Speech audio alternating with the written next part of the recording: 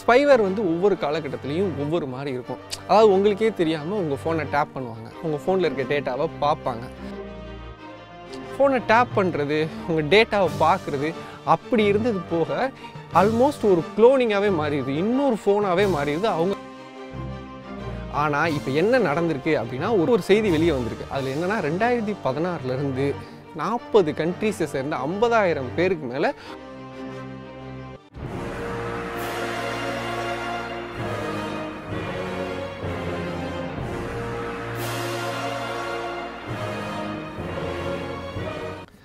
எல்லாருக்கும் வணக்கம். அரசியல் பேசலாம் வாங்க. பெகாசஸ், இந்த பெகாசஸ் பிரச்சனை தான் இந்தியாவையே இந்த ஒரு வாரமாக புரட்டி போட்டுக்கிட்டு இருக்கு. இந்திய நாடாளுமன்றமே முடங்கிருச்சு, நடக்கவே இல்லை. எதிர்க்கட்சிகள் கடும் அமளி, அரசு இதுக்கு பதில் சொல்லி ஆகணும், இது வந்து நீங்கள் தான் பண்ணீங்க அப்படின்னு ஒரு குரூப்பும், இல்லை இது அரசுக்கும் இதுக்கும் சம்மந்தமே இல்லை, அந்த நிறுவனமே சொல்லிருச்சு, இந்தியாவுக்கு விற்கலேன்னு சொல்லிருச்சு அப்படின்னு அரசு தரப்புலையும் இப்படி மாற்றி மாற்றி பிரச்சனை போயிட்டுருக்கு. இந்தியாவுக்கு மட்டும் பிரச்சனையானா இது கிடையாது, இது இந்திய பிரச்சனை மட்டும் கிடையாது, இது பல்வேறு உலக நாடுகள் சம்மந்தப்பட்டிருக்கு. எல்லா இடத்துலையும் இந்த மாதிரி தான் பிரச்சனை போயிட்டுருக்கு. அப்போ அப்படிப்பட்ட பிரச்சனையை பற்றி நம்ம தெரிஞ்சுக்க வேண்டிய அவசியம் கண்டிப்பாக இருக்குது. பெகாசஸ்னால் என்ன அப்படின்னா, பெகாசஸ்ன்றது ஒரு ஸ்பைவேர் வந்து ஒவ்வொரு காலகட்டத்திலையும் ஒவ்வொரு மாதிரி இருக்கும். அதாவது உங்களுக்கே தெரியாமல் உங்கள் ஃபோனை டேப் பண்ணுவாங்க, உங்கள் ஃபோனில் இருக்க டேட்டாவை பார்ப்பாங்க. அதுக்கு எப்படியெல்லாம் பண்ணுவாங்கன்னா, இப்போ உங்கள் ஃபோனுக்கு வந்து ஒரு லிங்க் வரும், அந்த லிங்க்கை நீங்கள் கிளிக் பண்ணிங்கனாலே ஒன்றுமே கிடையாது, அவங்களோட இது வந்து உள்ளே வந்துடும், உங்கள் ஃபோனில் இருக்க எல்லா டேட்டாவையும் அவங்க பார்க்க முடியும், கேட்க முடியும், இந்த மாதிரி வரும். இது இப்போ இங்கே எங்கே பிரச்சனை ஆயிடுச்சுன்னா, இது ரொம்ப அட்வான்ஸ்ட் ஆயிடுச்சு, அறிவியல் வளருதில்ல, ஸோ ரொம்ப அட்வான்ஸ்ட் ஆயிடுச்சு. உங்கள் ஃபோனுக்கு வந்து நீங்கள் கிளிக் பண்ணி அப்படிலாம் கிடையாது, நீங்கள் எதுவுமே பண்ண தேவையில்லை. இது 0 கிளிக் அப்படின்ற மெத்தடில் இயங்குது. அப்படின்னா என்னென்னா, உங்கள் ஃபோனுக்கு ஒரு லிங்க்கோ ஏதோ ஒன்று வரும், அது லிங்காக இருக்க வேண்டிய அவசியம் கூட கிடையாது. இப்போது ஒரு ஃபோட்டோ கூட வரும், அதை நீங்கள் ஓப்பன் பண்ணி கூட பார்க்க வேண்டிய அவசியம் கிடையாது. உள்ளே வந்துட்டாலே உங்கள் ஃபோனை அது வந்து ஹேக் பண்ணிடும்.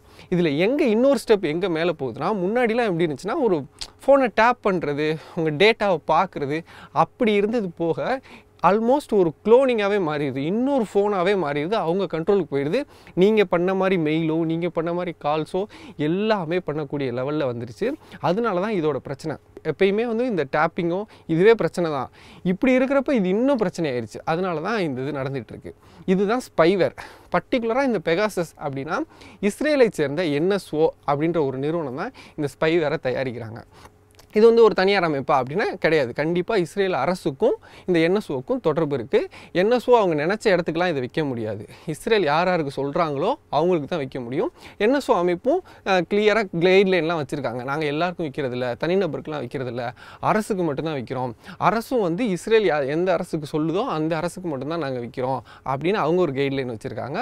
ஒவ்வொரு அரசாங்கங்களும், வாங்குகிற அரசாங்கங்கள் என்ன சொல்கிறாங்க, இதை வந்து நாங்கள் வந்து தனிநபருக்காகலாம் பயன்படுத்தலை, தேச விரோத செயல்களில் ஈடுபடுறவங்களுக்கு, தீவிரவாத தாக்குதல்களிலிருந்து நாட்டை காப்பாற்றுறதுக்கு, இந்த மாதிரி விஷயங்களுக்காக தான் நாங்கள் இதை பயன்படுத்துகிறோம் அப்படின்னு அரசுகள் விளக்கம் சொல்லிக்கிட்டு இருக்காங்க. ஆனால் இப்போ என்ன நடந்திருக்கு அப்படின்னா ஒரு செய்தி வெளியே வந்திருக்கு. அதில் என்னென்னா 2016 40 கண்ட்ரீஸை சேர்ந்த 50,000 பேருக்கு மேலே உளவு பார்க்கப்பட்டிருக்காங்க. இவங்க சொன்னது என்ன, தேச விரோத செயல்களில் ஈடுபடுறவங்க, தீவிரவாத அமைப்புகள், இவங்களுக்கு எதிராக நாங்கள் பயன்படுத்தோம்னு சொல்கிறாங்க. ஆனால் இந்த 50,000 பேரில் வந்ததில் முக்கால்வாசி பேர்கள் வந்து பத்திரிகையாளர்கள், ஆட்சியாளர்கள், எதிர்க்கட்சி தலைவர்கள், அப்புறம் சமூக செயற்பாட்டாளர்கள், இவங்கெல்லாம் தான் நாட்டுக்கு எதிராக செயல்படுவாங்களா அப்படின்ற ஒரு கேள்வி வந்துட்டுருக்கு. இந்தியாவிலையும் ஆல்மோஸ்ட் எல்லா பத்திரிகையாளர்கள், ராகுல் காந்தி, எதிர்க்கட்சி தலைவரான ராகுல் காந்தி, பாஜகவை சேர்ந்த 2 அமைச்சர்கள், சமூக செயற்பாட்டாளர்கள், தமிழகத்தை சேர்ந்த சமூக செயற்பாட்டாளரான திருமுருகன் காந்தி, இந்த மாதிரி பல்வேறுபட்டவர்களோட பேர் அதில் இருக்குது. அதனால தான் இன்றைக்கி எல்லாரும் இறங்கி இதை பற்றி பேசிகிட்டு இருக்காங்க. ஏன்னா இது ரொம்ப சாதாரண விஷயம் கிடையாது. ப்ரைவசி செக் அப்படின்ற ஒரு தனி மனிதனோட ப்ரைவசிங்கிறது அவ்வளோ முக்கியமானது. ப்ரைவசியை தாண்டி வந்துடுது. அதாவது இப்போ இது ஒரு க்ளோன் அப்படின்றப்போ, நான் அனுப்புன மாதிரி ஒரு மெயிலை அனுப்பி என்னை நீங்கள் ஈஸியாக அரெஸ்ட் பண்ணலாம் அப்படின்ற லெவலுக்கு வர்றப்போ தான் இங்கே ரொம்ப பிரச்சனை ஆகிட்டு இருக்குது. எல்லா கண்ட்ரீஸ்லேயும் இது நடந்துகிட்ருக்கு. எல்லா இடத்துலையும் சொல்கிறது இது தான். அரசுக்கு எதிராக ஒரு விமர்சனம் வைக்கிறாங்கன்னா, ஒரு தனிநபரோ ஒரு குழுவோ ஒரு விமர்சனம் வைக்கிறாங்கன்னா, அந்த விமர்சனத்தை விமர்சனமாக பாருங்கள், அதுக்கு என்ன பண்ண முடியுன்றதை பாருங்கள். அதை விட்டுட்டு அந்த குழுவையோ அந்த மனிதரையோ அரசுக்கு எதிரானவர்களாகவும் நாட்டுக்கு எதிரானவர்களாகவும் சித்தரிக்கிறதுனால தான் இந்த பிரச்சனைகள் எல்லாமே வந்துக்கிட்டு இருக்குது. சிம்பிளான பாயிண்ட். அதை வந்து ஒரு அரசு இருக்குன்னா அந்த அரசுக்காக மக்கள் கிடையாது, இந்த மக்களுக்காக தான் அரசு. இந்த சட்டம் அரசு இது எல்லாமே எண்ட் ஆஃப் த டே மக்களுக்காக அப்படின்றத ஒரு நல்ல அரசாங்கம் புரிஞ்சுக்கணும். ஸோ இது வந்து பாஜக காங்கிரஸ் இப்படி அப்படி எதிர்கட்சி அப்படின்னு பார்க்குறத விட ஒரு அரசுன்றது ஒரு நல்ல அரசுன்றது மக்களுக்காக இருக்கணும், மக்களுக்காக செயல்படணும். யாராவது எதிர்த்து கேள்வி கேட்டால் அந்த கேள்வியை பாருங்கள், தயவு செஞ்சு அந்த கேள்வியை பாருங்கள், கேள்வி கேட்குற ஆளை பார்க்காதீங்க. அவ்வளோதான் விஷயம். இதை மட்டும் புரிஞ்சுக்கிட்டாலே இவ்வளோ பிரச்சனைகள் வராதுன்னு நினைக்கிறேன். நன்றி.